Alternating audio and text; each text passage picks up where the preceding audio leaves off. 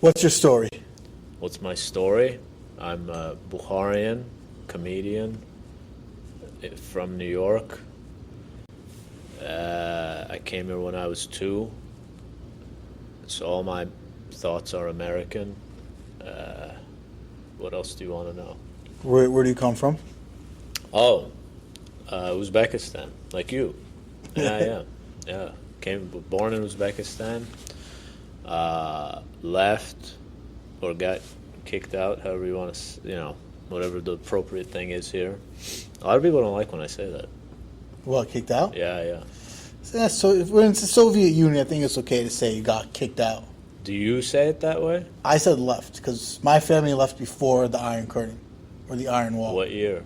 1980. Oh, nice. That's a good time. Usually there's a big division between like immigrant communities with the ones that came earlier and the ones that came later. Yeah. You know what I mean? So we came here in 93. So that was like right. Everything was collapsing and all. Mm-hmm. Did you hear a lot about the stories about, like empty supermarkets and all that stuff? Like by your parents? No, they grew up more in like the outside the city. Oh. Like more like the farm area. Where? What city? Samarkand? Oh, yeah. Andijan. Yeah. I'm knowing more about your story now than mine. Yeah. Well, so what was it like being an immigrant or your as a whole family coming here? Yeah. And like pretty much going through that process in New York? To be honest, it was good. I think it was fine for me. I think for my mom, obviously, for our parents, it's a lot more difficult because of the language barriers, starting from scratch and all that stuff. We don't have a lot of money, so the being broke, that doesn't help. But, I think when you're a kid, you don't really have much to compare to, Also, I don't have siblings, so I don't have anyone to, go like, oh, you had it, better or worse or anything like that. The common immigrant experience, you know what I mean? Now, you're a comedian. Yeah. You've been around since a little before COVID. Yeah. But what was that like, sort of, you could look back and think about when did you start having an itching for, let's say, comedy or performing? Well, how far back would you be able to go? Very, very far. I remember when I went to, this is even before then, but I remember when I went to Hunter College. There's a dorm, Brookdale. I don't know if you heard of it. Brookdale, it's on 25th and 1st. New York Comedy Club is on 24th and 3rd. So I would intentionally always walk by it, and I didn't even realize why I was doing it, but subconsciously I would always just walk by it and just look at the club and stuff like that. And I think that kind of made me kind of go why? I think the girl I was dating at the time, she was like, yeah, why do you always keep walking by here? I'm like, oh no, I just want to, I like the view and stuff. But looking back, I was like, yeah, I always wanted to kind of try it and always wanted to do it. And I always revered comedians and stuff. I always used to write short stories about comedians. It's so many little things where I was like, oh, I'm not going to be a comedian, I'll be a writer for them or something like that.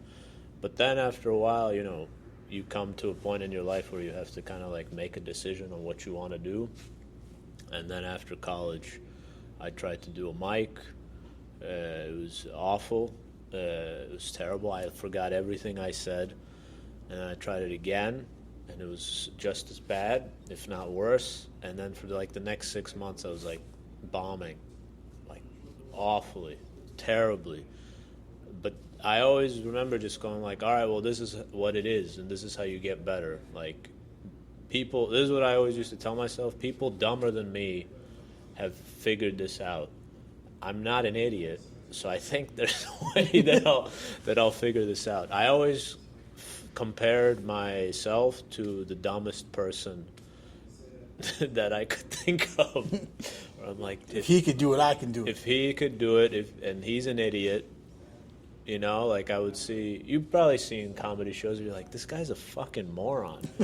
How is this possible? I could do shit like that. That's literally how it gave me the confidence to start social media. Yes. It's not always, that's the thing people always go about inspiration. They go if he could do it, he's doing it so well. If he could do it, I could do it. No. The best inspiration is, this guy's a fucking moron, so that means I could do it. I'm smarter than that person, you know? So it's like negative comparison rather than positive comparison. Yeah, and that's what got you through it? Honestly, yeah. Thinking of idiots.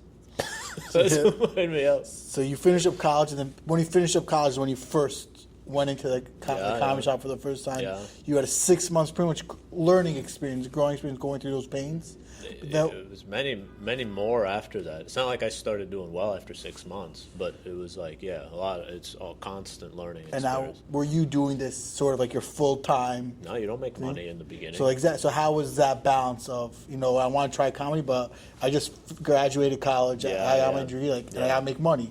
Yeah, I had many part-time jobs, I had many full-time jobs that I absolutely hated. I think the worst mental position you can be in is to know, if you're in the arts, to know what you want to do, but you know that you're not good enough yet. So you have to be in this kind of limbo period where you're like, I'm in the learning phase, and I have to kind of take my, take my hits, or take my... You just got to go through the rough times. Go through the rough times, walk through the fire, and just keep going. So that was like, it was a lot of jobs, a lot of dates I would go on where they're like, oh, so you do comedy? Do you do it like full time? I go, no. Can I come to a show? Please don't. I don't want you to see this. But yeah, that's what it is. You just kind of got to accept it.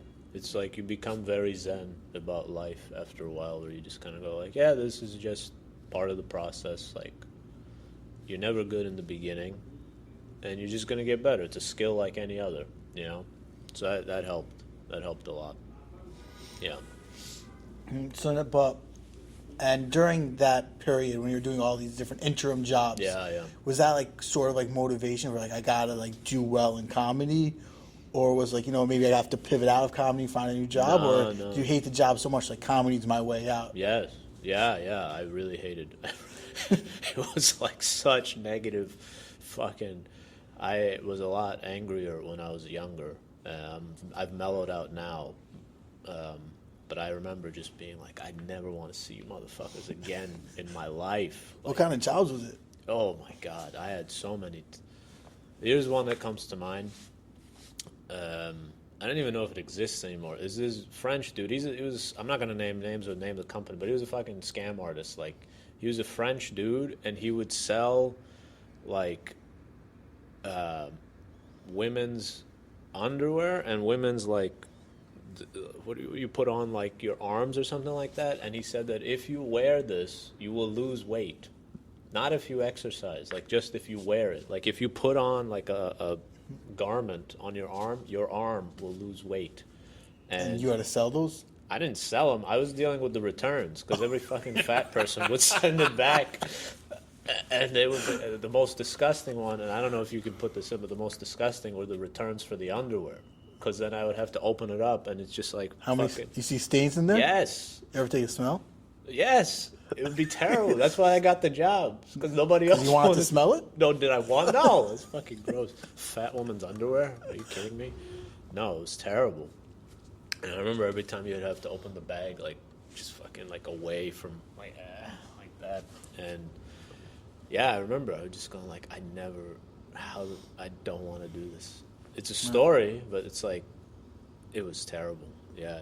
So what was that turning point from comedy where, you went through all those rough months, doing all these terrible jobs where that's sort of that swing where it's like, my work's starting to do good, people are starting to recognize it, and there's a real future in it? Honestly, social media. Because back in the day, before social media, it used to be like club owners, and they would just pick based on recommendations or something like that. And if you weren't one of the popular whatever, that's it. Like, it's done. Either that or move to a smaller market. But now, like, I mean, I'm sure you know comics that aren't funny, but you know them, and that's because of social media. Like, they have hundreds of thousands of followers. Yep, there's a few in my head. I'm not going to name them. No, you don't have to, because we all know them. We all know them, and you kind of go, but those are always good people to learn from, because you go like, they figured out the business part of it, and you're like, I always have to remind myself, like, yes, this is a business, and You're marketing yourself in some way. This isn't just like all about the art of it. There was a comic, I will name her because she had good advice. Zarna Garg, do you know her? She's like an Indian American. No, she's Indian. She moved here when she was 16. She has 3 kids. She's a mom, and she started comedy like 5 years ago. She's like in her 40s or 50s. She has 1 million followers, and she's like headlines all over. And she had some advice. She's like, if you want to make a living out of this, treat this like a business. Like, she always posted about being Indian. She always did stuff like that, and like so you lean into that one of being a Bukharian, being Jewish. Only recently. Like, I didn't do that before. So that's how I started noticing and seeing you. See? So is that when you started seeing that swing, or when you started getting that like over that next hump? So this is what I used to do. I used to post jokes that I just liked, and I just throw it on the wall, and whatever worked. Sometimes it wouldn't hit, and my friend, one time I had a joke about being Bukharian, and my friend was like, why don't you talk about this more? Like, this is who you are. And I go, yeah, but I'm not that Bukharian. Like, I don't fucking walk around with the Joma and all this other stuff. And he's like, yeah, but this is your community. You are part of this community, so why don't you talk about it? And then I said, because I don't want to just be known for being Bukharian. And then he said, dude, no one knows you anyway. Like, no one knows who you are. Build that base, and then once you have that base, Yes. you could grow it to everything else. So that's like marketing 101. This is one thing that kind of separates me from other, and I don't know many Bukharian comedians. I don't think there are many. No, they stay on 47th Street and sell their diamonds. And that's their version of comedy. Tracks. We're going to flip a coin, Yes. and we're going to laugh about Yes. It works. Yeah. Tracks is like, I don't even know, it's like 1 million something. Yeah. Dollars. All those guys, Moshe, Manny. I didn't know Moses was Bukharian. He looks Israeli. I think he's Israeli. Oh, okay. Yeah. I think he's Israeli. Yeah. But he's in that Bukharian world. Yeah, man. He probably has a Bukharian pass. Bukharian Whatever pass. that means. Maybe you could eat like some box or something. Yeah, that's enough. That's all you need.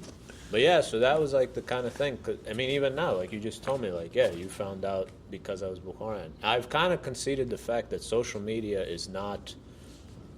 It's its own thing. Like, this isn't reality. Like, this is, but I mean, like, clips and stuff like that. Like, I've conceded the fact that, like, this is just marketing. All of this is marketing for people to come to my shows, to buy some shit, to do all this other stuff. And then when they come to see the show, they'll be like, oh, this is who he is. Mm-hmm. This is who he, he's a... It's the intro. Social media is the intro to you. Yes. And it's, I feel like before I used to think of the art of it, and like being an artist about it. And I think that's I'm not rich. I'm not a rich kid, so I don't really have that luxury of thinking like that, where I have all the time in the world to think of myself like an artist and stuff. So yeah, I kind of like recently, like in the past couple of years, just kind of started like posting more about being Bukharian, being Jewish, and allow you to build a home base for yourself. Yeah. And some people, I think it's better if you could just kind of go like, this is my thing. If you like me, you like me. If you don't like me, you don't like me. And you kind of just like, whatever happens, happens. You know what I mean? I hope that answers your question. Yeah, very much. I had just a few timeline questions. Yeah. You started comedy about 10, 11 years ago. But you... 8? 8? So a little bit. 7, 8. Yeah. So you finished college late then? No, I just didn't do stand-up right away. Okay. What I used to do was I just would watch shows. I would just watch and go to open mics and just watch. I did that for too long. What do you like more, watching the open mics or watching the actual comedians? For inspiration, the open mics when I started, because I'm like I said, this motherfucker is not funny. This shit sucks. This guy is insane. This guy looks like a fucking... But he got the confidence to do it. So yes. But then when you go to shows, you go like, oh, this is what it's like to perform in front of people that pay. This is what it's like. So you had about 4 years of watching before you dipped your toe in the water. A little bit less. A year or two, yeah. Then you say your first little time doing it wasn't so successful. It was awful. When was it where you finally your jokes started to hit and land, you started to get the hang of it? It's gradual. Sometimes one joke, one line gets you a laugh, and you go like, "Oh my god," it's like hope. So how long were you doing these open mics before you started getting booked to do even a minute? Yeah, that's what they do. They book you. I'll give you a minute. You want to do some time? No, I think it was like 7, 8 months after. I remember I got booked on a show. The first time I got paid was like $4. It wasn't What even. you can't even buy Gatorade with that anymore. No, this wasn't even the show did not pay me. It was the guy that said, "Hey, we have comics. Here's a tip jar." So he divided all the tips, and he gave me $4. And I'm sure there was more in there that he kept for himself that he did not give me. That was your first time really Getting paid? Yeah. Yeah. So $4, and I was so happy So it took you 7, 8 months from when you first stepped in to when you first getting to get $4. Yeah. Was at towards that end of those 7, 8 months were you still like, I'm doing this, or it's like you started to feel like if something doesn't happen soon? Oh yeah, I thought about quitting many times. Yeah. One time I didn't have a show for like 2 months, and I was like, why am I doing this? This shit sucks. Like I keep on, like nothing's happening. And I remember it was for my friend, I still talk to this day. He ran a show at New York Comedy Club. Brad Stoll. He called me and he's like, "Hey man, do you want to do this?" This is the day I was like, "I'm not doing this shit again." Yeah, the day. Yeah, my friend's like, "Hey, do you want to?" How long ago was this?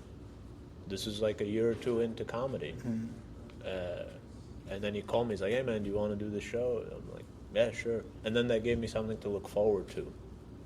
And then ever since then, it's always been something to look forward to. Yeah. And so you would say then you started gradually going up and up, and then you say social media you said the past few years is really when you took that plateau to the next level? Yeah, where it's like, because so many people, I mean, I was talking to you about this, so many people that started after me have kind of passed me career-wise, and it's not because of skill on stage, it's only because of social media, and they figured out how to communicate their ideas within 30 to 60 seconds, and that's like a skill unto itself, which is why we're doing this. I mean, like, this is a skill unto itself, like, to figure this out.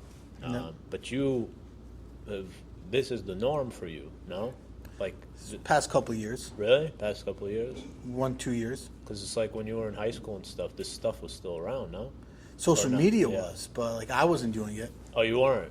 Not even No. during high school, you guys No. were like, yeah. I only started doing this about 2 years ago. Wow.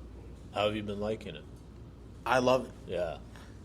I think it's way where like people always say they want to go into TV, they want to go into movies. Yeah. But those steps to do it, like sort of like comedy, you got to do the open mics and Yeah. all those different like petty, Yeah. not petty, but like those tough steps to go through where it's hard to. Yes. And like it really is hard to make it out of there. Only one out of how many go through it. But now social media has evened the playing field. Yeah. Where if you believe you're good at something, you're the best, or you have something that people will enjoy, anybody can do it. Yes. And even if you don't think it's good, some people are still going to like it and still going to enjoy it. Yeah. And so it's why not at least try it out and show what it is. Yeah. I find that. Sorry, go ahead. I didn't mean. No. I find that even if it's not the funniest thing, if it's one interesting, and if it also makes other people feel seen in some way, then they resonate with it. Yep. Those are the two things I kind of found to be true, where it's good if it's funny, but that's like the least. People like to resonate. Or they like to feel like part of a community in a positive way. Yeah. I Right. hope that answers your question. Yeah. Yeah. And so I know you have a special coming out in September. Yeah. Where is it coming out? On YouTube. So they paid me a lot. YouTube did? But that's the first one. You do that first one to get to that second one. Yeah. So the plan is, I don't know when this is coming up, but the plan is on early September, I'm going to release my first special, and I'm going on tour for the second show. So it's an advertisement for the second show, which I'll be doing in the fall. I think I have, Chicago, Los Angeles, Philly, Queens, Ithaca, and maybe a few more later on. So what was that preparation and like that realization? I'm doing a special, and what that means for your career and what that just all that stuff you went through to get to that first special, even if you're not being paid for it, but just to be able to put your art out there. Yeah. I mean, what's the point of doing it if you're not going to put a timestamp on where you are, or like have like a body of work that you're proud of? The first one is about more like being Bukharian, where it's like how it affected my life and stuff like that. So if you are Jewish or Bukharian or not Ashkenaz, I guess, or just if you are, it doesn't matter. It'll probably resonate with you. I didn't really intend for it to be the first special, but it just so happened that there's a lot of stuff related to my Judaism that just kept happening, like pressure to get married, and I think this. At 19, I was like, David, you're next. Like all my older cousins. My cousin got married. David, you're next when I was 19. Like it's a prison sentence. You're next. Get in line. Yeah, I don't know. I dated a rabbi. You dated a rabbi? Yeah. It's in the like special. A woman rabbi? Yeah. How was that? We're not together. A lot of arguing? We're not together. A lot of arguing? Yeah, of course. What do you mean? Yeah. You took the fish before the meat? Like, what you Yeah, it was all that. No, it wasn't. No, it was, what's funny is like, even if you date like a spiritual leader, like the arguments are still the same. Like, it's just like, hey, we need to, why aren't you paying attention to me? It's like all this stuff. It's like. How was her pace? How are her pace? It was good. Her mustache was nice too. No, she's, yeah, it didn't work, which, I mean, you can find out in the special that you see. It's not me trashing my ex. I think people might think that, which I don't think is very nice to do, because then you just throw out, like, you're very petty in that way, but I don't think I do that. Yeah, I dated a rabbi. Yeah. Wow. And it wasn't gay. Yeah. So in the joke, what I say is, like, sometimes I like to not say it's a woman. So it's like, I want people to think that I just dated a dude and that a rabbi sucked me off. Yeah, a lot of people don't like that joke. A lot of religious Jews don't like crass humor. Yeah, I think so. Dovi Newberger, he mentioned there's a point where when you get to the more religious side, you could be more offensive but less crude. But when you get to the more modern religious side, you could be more crude but less offensive. Really? That's what he says. I don't even know what that means. How can you be crude and not offensive? Meaning, you could make fun of, like, he would make fun of people from different seminaries or whatever it was. So with the more religious crowd, you can make fun of, like, the seminaries or the type of person that you are. But he couldn't make inappropriate jokes. By the modern crowd, they appreciated more the inappropriate jokes, but don't like when you're making fun of somebody. Interesting.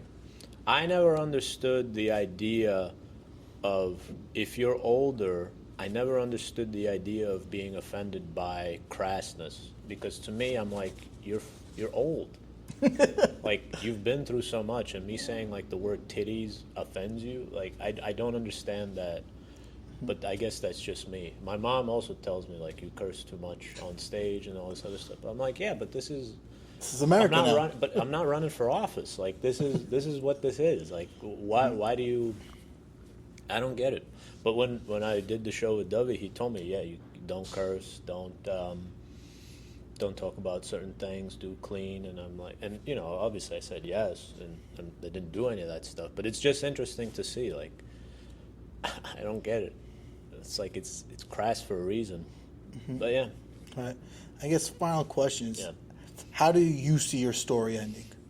Death. You don't know what happens before, but it's just death. My story?